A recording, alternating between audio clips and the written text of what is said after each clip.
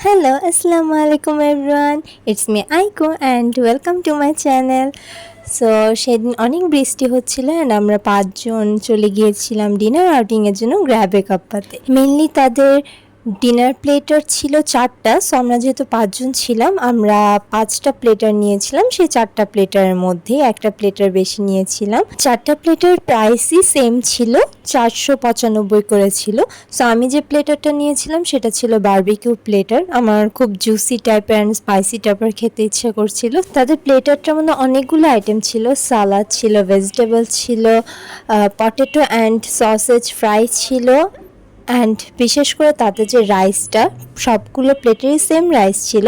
তাদের রাইসটা খুবই বেশি মজা ছিল, আমার অনেক বেশি ভালো লেগেছে কারণ এটা খুব লেমন টাইপের একটা ফ্লেভার দিচ্ছিল।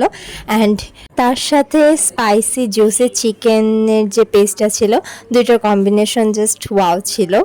বাট মজার ব্যাপার হচ্ছে আমি কখনো প্লেটার কমপ্লিট করতে পারি না অ্যান্ড আমি আর পারছিলাম না। সো আমার ভাই দুষ্টামি করছিল।